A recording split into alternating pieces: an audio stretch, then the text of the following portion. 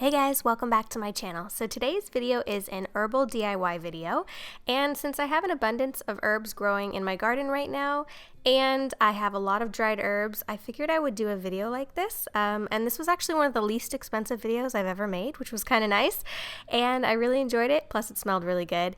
And don't worry, I do have a garden video coming up very soon where I'm going to share with you guys kind of how I've been growing my garden and a little garden tour. So that's what we're doing for today's video, so I'm just going to jump right in and hopefully you enjoy.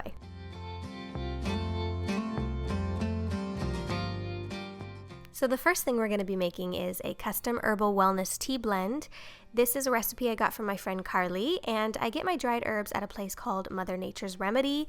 It's a store pretty close to me that sells essential oils, dried herbs, incense. They also do acupuncture and they have a dry sauna, but I go there to buy dried herbs in bulk. So I have raspberry leaf, alfalfa leaf, peppermint, and I also have some nettle leaf. These herbs are believed to boost the immune system. Now, if you are pregnant or breastfeeding, be sure to run this by your doctor, but many pregnancy and breastfeeding teas actually have these herbs in the tea already, and you can just make a custom blend of tea. And there's so many different types of custom blend teas that you can make. I think I might do a video on that in the future, because you can make a really nice variety of tea blends when you buy your herbs in bulk. So I do like to go there to buy bulk dried herbs. And then, yeah, you can just brew this in some hot water. You can pour it over ice, add a little honey if you want to make it a little sweeter. And then you have a custom blend of some delicious wellness tea. So that was the first herbal DIY that I wanted to share with you guys. The second one is a DIY herbal wreath, which this was actually one of the least expensive wreaths I've ever made on my channel. And to do that, I just went ahead and pruned my garden like I normally do. The rosemary tends to kind of grow like crazy, and pruning is actually really important for a healthy garden because it can encourage healthy growth in both flowers and herbs. Since my rosemary was really thriving, that's going to be kind of the base of my wreath. And then I had a good amount of sage, which I picked as well. And then I had some mint and some lavender on the other side of my yard that I went ahead and pruned and just put in my basket, which if you didn't see my boho DIY video, I share how to make that basket, but I really like that basket for just whenever I prune my herbs. So I have a full basket of herbs, and I'm just gonna start making my wreath. Now, the way that I'm making my wreath is I went to Michael's, I got a grapevine wreath on sale for $10. So really this cost $10. I think it was between, actually it might have been $8. It was between $8 and $10. And then basically I'm taking the rosemary, which like I said I had the most of, so that's going to be my base, and I'm going to go ahead and just kind of stick it inside the grapevine wreath, and that's going to be the base of my herbal wreath. Now this is, you know, obviously a little bit more of a rustic wreath. I like to call it rustic instead of messy, because sometimes when you have herbs, it just doesn't look quite as clean as maybe like a fake floral wreath or some of the other wreaths that I've shown on my channel in the past. But this is really fun, plus it just smells absolutely amazing, not only when you're working with it, but when you put it up wherever you decide to put it. If you have a smaller one, you can put it in the bathroom, but you could put it on the door. And as you can see, like I said, it's a little bit kind of all over the place, so I did trim the rosemary so that it looked a little bit cleaner. And then I took the lavender, I just started to kind of break it apart and trim it so that I made small little kind of baby bouquets. And I did this with the lavender and the mint. I didn't have as much mint, actually I had the least amount of mint, so I just put 1 or 2 sprigs of mint on the side of the little lavender bouquets that I'm making. And then I'm just going to go ahead and put those on top of the rosemary, and you can really do whatever you want with this, and it really depends on what kind of herbs you have or which kind you've purchased and want to use for this. And I'm just going to take a little bit of this green wire and tie the little bouquets down and then trim the extra wire off.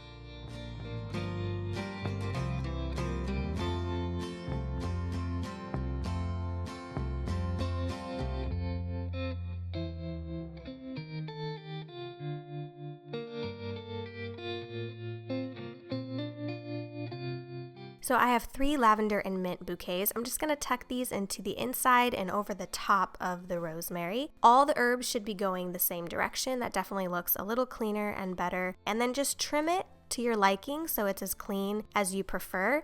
And then you have a really nice rustic wreath, which I actually think looks really pretty for spring, and even for Easter you can hang it on your door. This does dry out pretty quick, so it doesn't last super long, but it definitely smells great, and I think it looks nice. So next we are making some herbal incense. Many of you are probably familiar with smudging with sage. There's all sorts of different ways to make incense with herbs, but I just happen to have sage. So what I'm going to be doing here is I'm taking these little sage branches. I'm going to just pile them all on top of each other. So then I'm going to roll the sage together and then wrap it with the cotton twine. And then the key with this is just to make sure it has plenty of time to dry before you use it as an incense. I used to burn incense and sage all the time in our apartment when we lived in our apartment. And then I got an essential oil diffuser, and then I became a bigger fan of that because I do think it's a little healthier to diffuse essential oils. But I do like incense, and I tend to burn incense a little bit more outside, funny enough, than inside, especially now that I'm pregnant, just because of the smoke. And if we're having dinner outside or everybody's hanging out outside, it's warm, it's nice to burn sage. And actually this is an example of a white sage smudge stick, which these cost between $6 to $12, so you can really easily make one yourself. Another fun one to burn is Palo Santo, which has a really nice woody, almost nostalgic camping smell to it, so I really like to burn it outside. So you can make a sage stick really easy, like I just showed you, and once it dries, you can light it and then put it outside. Make sure you put it on a tray and then just let it burn. You can use it inside if you want for sure, but I prefer it outside just because it just kind of has that like nostalgic hanging out outside camping type of feel.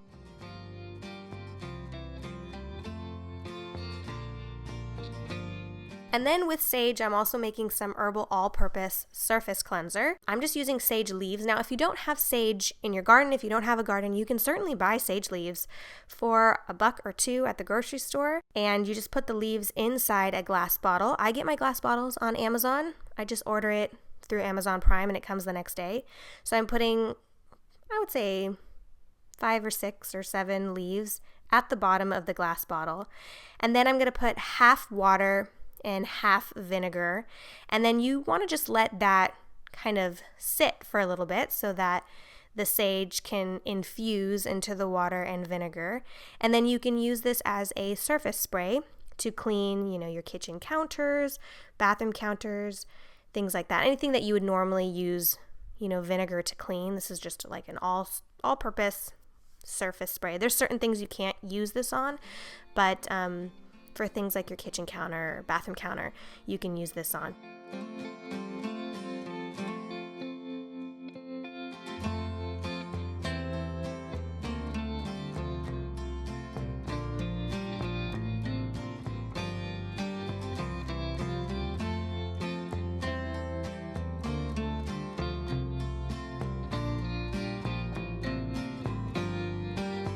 Last but not least, I'm touching on herbal infused oils. I have talked about this before on my channel in my Valentine's Day video because I made a DIY massage oil, but I wanted to talk about it again in case you missed that video because I do love doing this.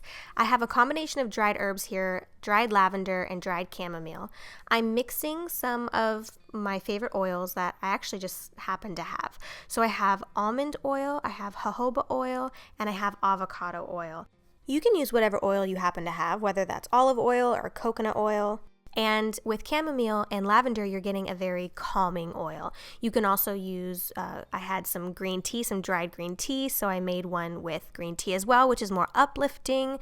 You can use that. It has a little bit of caffeine, so if you have cellulite or concerns of that kind. So this is actually the dried green tea that I'm going to infuse with the same oils that I have.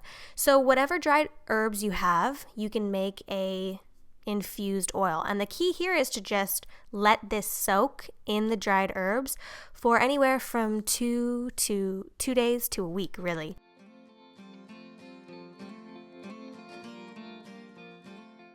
I usually just put a little cheesecloth on top and I use that to strain so that I don't get any of the actual dried herb in the oils.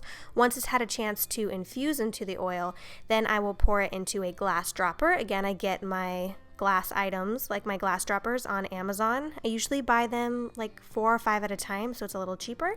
And then I'm just going to pour that into there. And you can use that, again, on your body. You can use it for your cuticles, wherever you would, on the ends of your hair. You can kind of use it however you want. It smells really nice, and depending on what types of dried herbs you use, it has multiple benefits.